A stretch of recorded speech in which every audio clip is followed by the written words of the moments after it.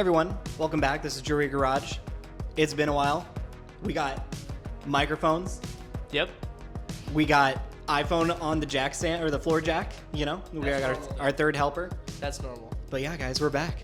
So, guys, you might be wondering, why haven't we uploaded in that many months? Well, what the hell, Davis? It's because of many reasons, as we're about to explain. I'm just gonna let you guys know right off the rip, we're gonna be coming back with consistent content. We're gonna finish our project cars. We did a whole lot in this, these months, and we're here to just get back into it and finish these things. So kind of just go over some of the stuff, just the history, because it hasn't been very consistent for like over a year at this point. Let's look here. So in July 2024, Davis bought this house that we're in right now. Pretty amazing. So he spent a lot of time renovating the house and the garage, put the lift in, everything else he's done. Okay, now go to December 2024. That's when we uploaded last. Yep. What video did we do, Davis? Let's pull her up right here. What's the last video that we did? Ooh, completing the valve train on the 3800. For the Fiero, that one right there. Davis, is that motor in the car? It is actually. It's in the car, guys. It's in the Fiero, but guess what? The Fiero isn't running. It's on the side of my house right now. Right, and that is one of the cars that we are going to start working on soon here. Yep. So we got the Fiero. See, lots of Fiero. We did do work on it. I did post like 4 or 5, maybe 6 videos in the month. I think it was 6 in the month of December. But I had a problem, and I had been dealing with it for quite a long time. And I decided now is the time to do it. So as you can see, February, April, I had 2 surgeries, pretty significant ones, that prevented me from doing any kind of car work. I'll, here. Show them the scars. You can see right there, they're my scars. I got my elbows blown out. They're, they're fixed. I had ulnar neuropathy, or it's like carpal tunnel, but it's in the elbows. And it makes doing car work really painful. And I wanted to get it fixed, so I had surgeries. They moved the nerve and decompressed the area, so I am no longer in pain when I do car work. So that's kind of a huge factor in all of this. So he spent months recovering, but also April. The Bonneville. So we gotta... We'll talk about that. We gotta, talk about the elephant in the room. A lot of people do want to know what happened to the Bonneville. We can talk about that, but just know we did in April work on it. So, long story short, because that's gonna be an entirely different video. Bonneville, gone. Okay, Just exit out of your mind. Yep, yeah, it's Except in, gone. Still watch the video that we're gonna talk about. Yeah, we'll explain later. So, moving on. April to onward, recovering from both his surgeries and his wife's surgeries earlier in the year. Then Davis flipped some cars. Not only that, but he also fixed several cars for his family. Yeah. I'll just spitfire some of these. So the timeline of all this is a little bit, just a tiny bit off. In January, I fixed a car for my sister. It's a Nissan Maxima, timing job, like just rebuilt the thing. The thing had been sitting for 10 years. I might have talked about it, or no, I didn't, because we didn't post after December. And then after that, I worked on my uncle's Subaru. I did head gaskets on that here.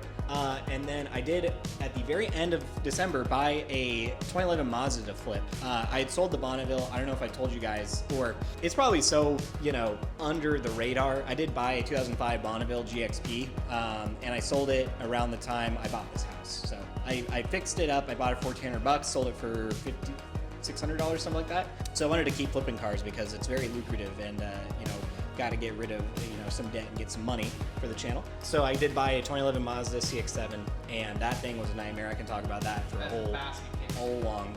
Not going to. So yeah, I flipped some cars. I finally sold the Mazda. So he just sold the Mazda recently. However, in June, there's also another car that you don't know about. He bought a 2015 GMC Sierra. Yep. Well, immediately fixed GMC because, of course, all GM products are horrible. A month later, blew up. DOD killed it. Yep, DOD killed it just like it killed my my motor. But the thing is that he fixed it immediately, whereas I had to drive mine to work for a year, so I had to replace the motor. He just bought a swap kit, so it's deleted completely, and now he's now working on tuning the vehicle. It's basically, I took this opportunity to kind of learn some more tuning, and because that's what we're going to be moving into. Like, I'm going to be working on the Fiero, his Firebird. We're going to be tuning them. We've had a lot of mixed results with people who tune for us. So we just thought it'd be best to take it into our own hands. And hey, there's a lot of free resources out there. There's so many Facebook groups where if you have a problem, you can just go and reach out to them, and you might get free labor, someone just willing to work with your tune for you. So also, ChatGPT. Yep. Fucking use it. We're gonna be one of those channels. We're gonna ChatGPT tune, his Firebird. Yeah, exactly. 100%. We're just gonna put it in. Let it fucking rip, and we're not gonna touch it. I trust GPT with my car. Exactly. It's perfectly safe, guys. So what can we expect from the future? What can we expect from the future? So me and Davis have talked a lot about my Firebird. Back in January of 2024, I bought a 98 Firebird to replace the Camaro. It has sat and sat and sat. And the plan for it to sit? For a little bit. Yeah, no, it was the plan. But I would say 3 to 6 months was the plan. Yeah. But shit gets in the way, and so I've had this car for a year and 8 months. Yeah. Jesus Christ. So anyways, we are going to start working on that and actually get it running. Me and him have made a lot of plans. We're figuring out exactly a game plan of what we need to do in what order to be most efficient and get this thing actually driving on the road with its new engine and new turbo setup. My plan is originally with the Camaro, I sold the Camaro's engine that was salvaged from it to Davis. Still hasn't paid me though. But anyways, so I parted out the Bonneville, long story short, and what was I going to do with the engine? I wasn't going to do anything with the engine until I needed a car that needed an engine. And let me tell you, the engine in that Firebird is fucked. So this is a good rebuilt engine. Tristan reaction. Oh my fucking god, what the fuck? The only problem I ever had with it is the heads were leaking a little bit of coolant. So pulled from the Bonneville, we thought it would be a good candidate. It's getting a new cam. He got a baller cam. He got a ZZP Nick cam, so that thing's gonna be chopping. It's gonna be on the chip, as they say. It will sound really good. And so really the only thing we need done to this engine for it to be perfect for the car is to new head gaskets, resurface heads. So that will be going into the Firebird. Same turbo kit, well, except for modification. Everything else we're going to be doing very similar to Project F. We're going to be trying to do it most efficient, trying to save money. It's almost just like a full transplant, because I've said this before, I believe, in videos, but I have the whole Camaro in my shed in my backyard. I have all the exhausts. I have every single component that we pulled off of it, minus the motor. The motor is in the Fiero, but every other part that we put on that thing is in the shed. Even the seats are in the shed. Well, everything that we could salvage. Yeah, right. Because there's a lot of unsalvageable. Anything that had use to us. Yeah, like the really nice tubular subframe I bought. It was bad, and everything else that was just trash. Radiator, stuff like that. But all the usable pieces, we have it boxed up. It's in the shed. We are going to just transplant that, and we're just going to piece together the Firebird from the Camaro's old parts. There'll still be a lot of things I have to buy, but we are ready to start working on it pretty much immediately, and you guys are going to see that really soon here. The order of operations for this, just so you guys know, is, this needs machine work. We're going to put the Nick cam in here, measure for push rods, and at that point we need to disassemble it and bring it to machine shop. While we wait for that, we got the Fiero. The Fiero, we need to pull the motor on. Gonna take the heads off. I got some baller link bar lifters for it to kind of complete out the valve train mods that I had, the last video I had in December where I was going over valve train mods that I didn't have actually all the parts for.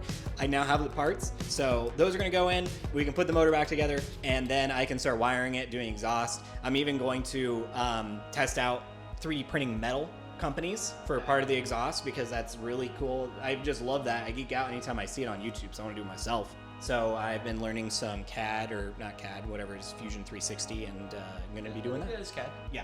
Computer-aided design, I guess it's just a general term.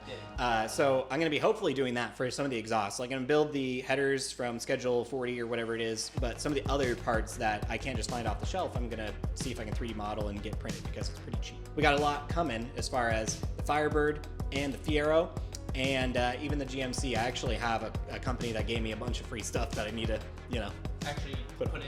and also make videos on it. Yeah, just show off it. I mean, it's a cool truck. It's 6.2 liters, got the 8-speed. People have a problem with the 8-speed. This one drives, or was really good. I just swapped the fluid and everything. Like, this thing's a monster. It's awesome. So it just opens up so many more opportunities as well for us finally going to the track, because that's kind of something that we haven't done in forever. We're going to get the Firebird done, we're going to get the Fiero done, and then we're going to go U-Haul, rent a trailer, and we're going to be going to the drag strip. Yeah.